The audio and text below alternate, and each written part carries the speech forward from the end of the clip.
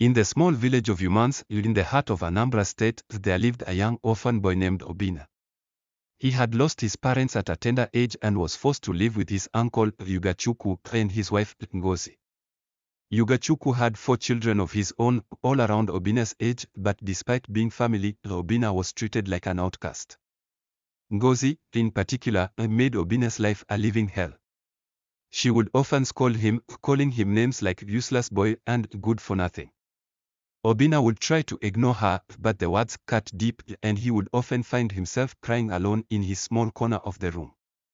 One day, while Obinna was out fetching water from the nearby stream, Ngozi called him into the kitchen. "Obinna, come and help me with the cooking," she said, her voice dripping with disdain. Obinna hurried into the kitchen, eager to please. But as he began to help Ngozi with the cooking, she started to criticize him. "You're not even doing it right," she said, snatching the spoon from his hand. "You're so clumsy and useless." Obinna felt a stinging sensation in his eyes as tears began to well up. He tried to hold them back, but it was no use. He burst into tears, and Ngozi, instead of comforting him, laughed. "Look at him, crying like a baby," she said, mocking him. Obinna ran out of the kitchen, feeling humiliated and alone. He went to the only place where he could find solace, his mother's grave. He would often visit her grave, crying and talking to her spirit. And every time, he would feel a sense of comfort and peace. "Mama, why do they treat me like this?" Obinna would ask, his voice shaking with sobs. "Why do they make me feel like I'm not good enough?" And every time, his mother's spirit would respond, comforting him and assuring him that everything would be fine. "Obinna, my son, do not cry," she would say. "You are loved and you are special. Do not let anyone make you feel otherwise." One day, as Obinna was walking through the village, he saw a middle-aged man struggling to fix his car. The car had stopped abruptly, and the man was trying to pour water into the radiator. Obinna, without hesitation, offered the man some water from his pot. The man thanked him and promised to repay the kindness. "Thank you, young man," the man said, smiling.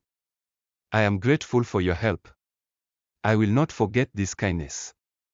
Obinna smiled and waved goodbye as the man drove away. He had no idea that their paths would cross again someday. As destiny would have it, the man, whose name was Emeka, was a wealthy businessman from the city. He had been traveling through the village when his car broke down. And now, he was determined to repay Obinna's kindness. Emeka sought out Obinna and found him living with his uncle and aunt. Ngozi, seeing an opportunity to get rid of Obinna, quickly agreed to let Emeka take him to the city. Obinna, unaware of the plans being made for him, was excited at the prospect of leaving the village and starting a new life. "Where are we going, sir?" Obinna asked Emeka as they drove away from the village. "We are going to the city, my boy," Emeka replied, smiling. "You will have a new life there, a better life. You will go to school and you will learn a trade. You will make something of yourself and you will make me proud." Obinna's eyes widened with excitement as he looked out at the passing scenery. He had never seen the city before, and he couldn't wait to explore it. As they arrived in the city, Emeka took Obinna to his home, where he was welcomed by Emeka's wife, Ada. Ada was a kind and loving woman who treated Obinna like her own son. She enrolled him in a good school, bought him new clothes, and fed him nutritious food. Obinna thrived in his new environment, excelling in school and making new friends. As the years passed, Obinna grew into a confident and successful young man. He finished secondary school and was sent to learn a trade through the Igbo apprenticeship system. He worked hard, learning the skills of a mechanic, and after 5 years, he was settled with millions of naira. Obinna used the money to start his own business, a successful mechanic shop in the city. He worked hard, building a reputation as one of the best mechanics in town. And as his business grew, so did his family. He married a beautiful woman named Chinya, and they had 2 children together. Years later, Emeka, Obinna's foster father, passed away, leaving all his properties to Obinna. Obinna was devastated by the loss, but he was also grateful for the opportunity to take care of Emeka's wife, Ada. Obinna took care of Ada, making sure she was comfortable and happy. He also visited his uncle and aunt in the village and was shocked by the change in Ngozi's behavior. She was now humble and apologetic, begging for his forgiveness.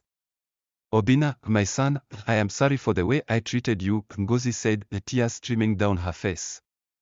"I was wrong to mistreat you, and I ask for your forgiveness." Obinna was taken aback by Ngozi's apology, but he forgave her, knowing that holding on to anger and resentment would only hurt him. "I forgive you, Aunt Ngozi," Obinna said, smiling. "But I want you to know that I am not the same boy you knew all those years ago. I am a successful man now, with a family of my own. And I owe it all to Emeka and Ada, who took me in and gave me a second chance at life." Ngozi nodded, tears still streaming down her face. "I am proud of you, Obinna," she said. "You have made me proud, and I am grateful for that." Obinna smiled, feeling a sense of closure and forgiveness. He visited his mother's grave once more, crying and telling her that he had made it in life, that he had made her proud. "Mama, I did it," Obinna said, his voice shaking with sobs. "I made it in life, and I made you proud. I will always remember you and the sacrifices you made for me. Rest in peace, Mama." Obinna returned to the city, where his family was waiting for him. Chinya, his wife, and their 2 children, Chinwendu and Chakwibuka, were overjoyed to see him. "We missed you, Papa," Chinwendu said, hugging Obinna tightly. "I missed you too, my son," Obinna replied, smiling.